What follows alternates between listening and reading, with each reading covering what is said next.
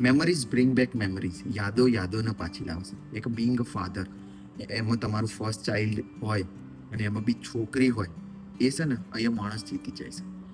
જ્યારે દીકરીનો જન્મ થયો ત્યારે લાગ્યું કે ઘરમાં જ હવે છે ને નાનકડું કહેવાય કે જન્નત મળી જશે. એની નાની નાની ઓગળીઓ, નાનું નાનું સ્મિત, આખી દુનિયા, આખું જગ કહેવાય ને નવા રંગોથી ભરી દીધું. પણ હંમેશા મારા મનમાં એક પ્રશ્ન હતો કે આ પલ, આ ક્ષણો, આ લાગણી શું માત્ર ફોટામાં જ રહી જશે મારા માટે? ના, તારે મને એક મસ્ત જવાબ મળ્યો.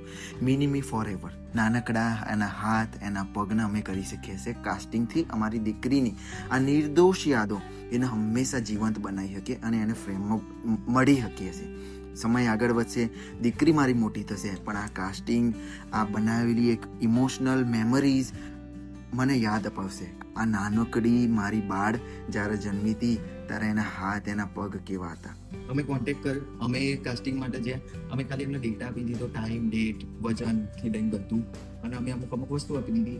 એમને ખાલી કીધું કે તમારી એક્સપર્ટીઝ નાખીને તમે મજબૂત ફ્રેમ બનાવો, જેનો હું જોઉં અને કહેવાય કે એ ફ્રેમને બી હું ફીલ કરી શકું કે લાઈવ છે, મતલબ જીવંત ફ્રેમ બનાવી દીધી છે. આ નાના નાના બેબીના હાથ, અમારો હાથ, અમારા વાઈફનો હાથ, આ બધા એના ડેટા, ખરેખર આ કહેવાય ને કે એમને કાસ્ટિંગમાં જીવ પૂરી થઈ જશે. અને તમે બી તમારી આ મેમરીઝને સેવ કરવા માંગતા હોય તો એક વાર કોન્ટેક્ટ કરજો.